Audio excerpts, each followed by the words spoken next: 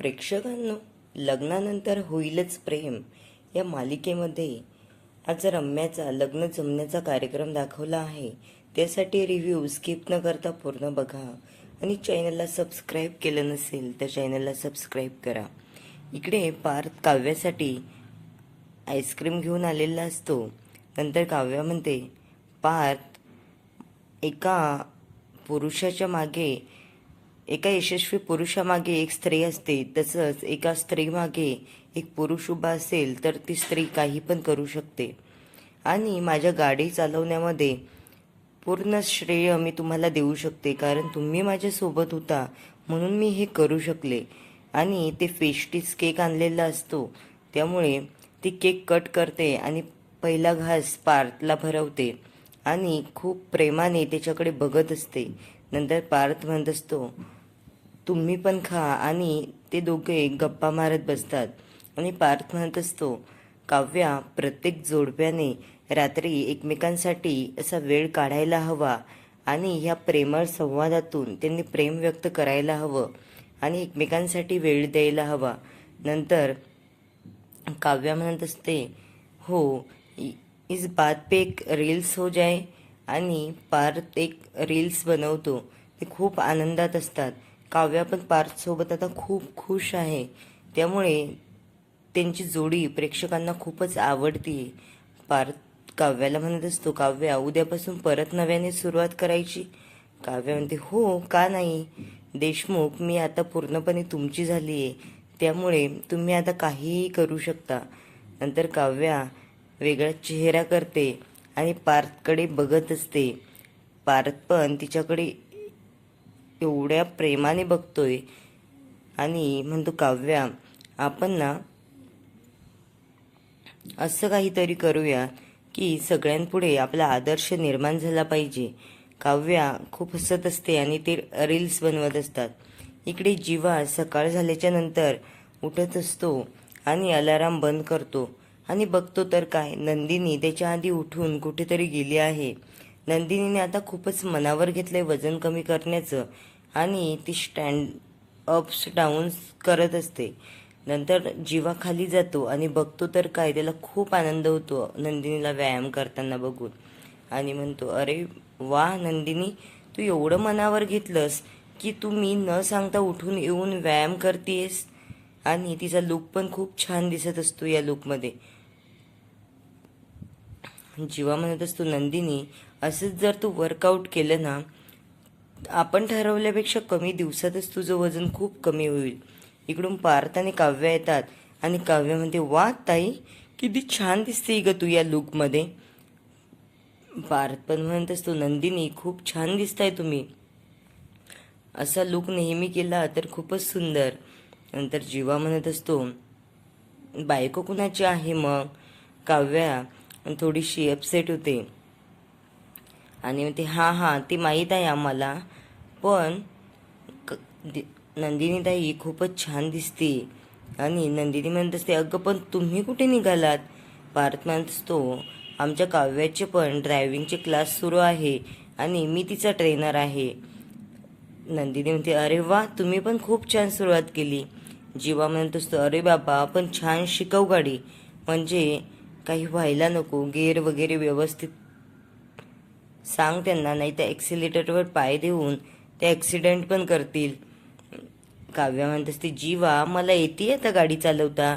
आणि पार्थ माझ्या बाजूलाच बसलेले असतात, काही मला लागलं तर ते सांगतातच मला. इकडे नंतर रम्याचा बघण्याचा कार्यक्रम असतो. काव्या म्हणते, ताई, मी बाहेरून आल्याच्या नंतर आपण रम्याला सजवू छान. नंदिनी म्हणत असते, अगं तिला सजवायचं काय काम आहे, ती करेल ना हातानं. पार्थ म्हणत असतो, बरोबर आहे नंदिनीचं.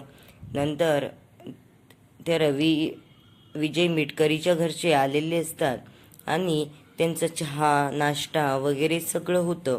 आणि विक्रम त्यांना म्हणत असतो, काय बिझनेस वगैरे काय आहे तुमचा.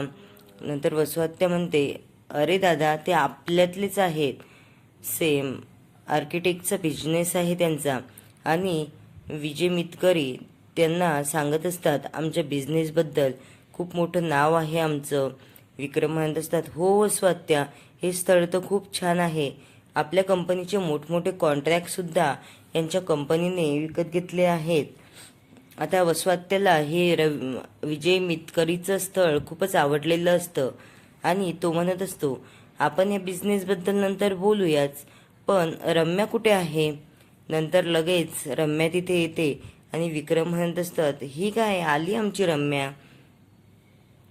नंतर विजय म्हणत असतो, अरे वा, किती छान दिसतीये. अशा सुंदर मुलीहून माझं तर लक्षच हटणार नाही आणि खूप छान रम्या. नंतर विक्रम त्याच्या वडिलांना म्हणत असतात, विजयने खूप मोठं नाव केलं आहे बरं का तुमचं मार्केटमध्ये आणि खूप हुशार मुलगा आहे तुमचा. नंतर विजय म्हणत असतो, थँक्यू काका माझं एवढं कौतुक केल्याबद्दल. पार्थ त्याच्याकडे थोडा रागाने बघतो, कारण पार्थला अजूनही वाटत नाही की रम्या या मुलासोबत लग्न करेल. आणि रम्या, काव्या आणि नंदिनी येतात सोबत. तेव्हा विजय अगदी उभा राहतो आणि सगळेजण त्याला म्हणतात, अरे असा का तू? तो म्हणतो, एवढी सुंदर मुलगी आली आणि तिच्यासाठी फक्त मला उभं तर राहायचंय. किती छान फिलिंग आहे ही. नंतर काव्या म्हणत असते, बघ बाई रम्या, किती नशीबवान आहेस तू. बघण्याच्या कार्यक्रमाच्या वेळेसच तुझा होणारा नवरा तुझ्यासाठी स्टँडअप करतोय, तर बघ मग आयुष्यात किती छान होईल तुझं. इकडे विजय पण खूप हसायला लागतो. नंतर रम्या येते आणि त्याच्या आईबाबांच्या पाया पडते आणि खाली जाऊन बसते. नंतर वसुआत्या म्हणतात, आमची रम्या पण खूप छान आहे बरं आणि तिला सगळ्या गोष्टी जमतात आणि ती ऑफिसमध्ये पण रेग्युलर जाते. लग्नानंतर तिने ऑफिस कंटिन्यू केलं तरी चालेल.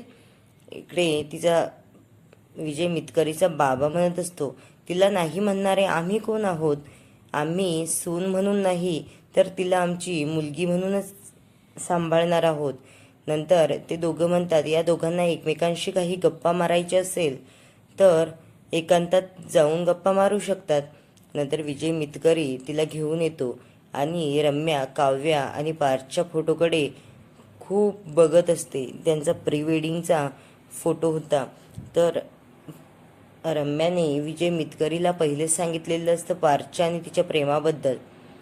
तेव्हा तो म्हणत असतो, तिचं लक्ष थोडी विचलित करण्यासाठी तिला समजावतो आणि म्हणतो, काय बघता एवढं फोटोकडे? आता मी आहे ना तुमच्या समोर, मग माझ्याकडे बघा. रम्या म्हणत असते, विजय आपण आता एंगेजमेंट करूया, पण लग्न नको करायला सध्या. विजयला थोडं वेगळंच ऑकवर्ड फील होतं आणि म्हणतो, ही अशी का बोलत असेल? रम्या म्हणते, अरे विजय, 8 महिने तरी लागतील आपल्याला एकमेकांना ओळखायला, त्यामुळे आपण लग्न थोडं लेट केलं तर चालेल.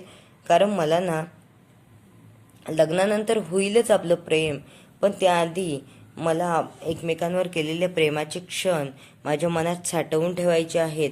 मला तुझ्यासोबत डेटला जायचंय, हॉटेलमध्ये जेवायला जायचंय, तुझ्यासोबत शॉपिंग करायची, तुला पूर्णपणे आधीच ओळखून घ्यायचंय, म्हणजे लग्नानंतर मला काहीही प्रॉब्लेम नको आणि मला तुझ्याशीच लग्न करायचं आहे. त्यामुळे लवकर केलं काय आणि थोडं उशिरा केलं काय?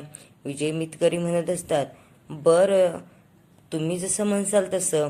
पण विजय आतून म्हणत असतो, तू मला एवढं हलक्यात घेऊ नकोस, कारण मी कसा मुलगा आहे हे तुला माहीत नाहीये. आणि वसुआत्याने पण रम्याला सांगितलेलं आहे की तू जेवढं ते विजयला हलक्यात घेशील तेवढा तो भोळा नाहीये, त्यामुळे त्याच्याशी जरा जपूनच वाग. आणि ते एकमेकांना शेक हँड करतात आणि म्हणतात, बरं ठरलं तर मग. नंतर लगेच काव्या इकडून येते आणि काव्या म्हणते, काय ग रम्या, काय भाऊजी, तुम्हाला सर्व गप्पा आताच मारायच्या आहेत? काही राहिलेल्या गप्पा तुम्ही कॉलवर पण बोलू शकता.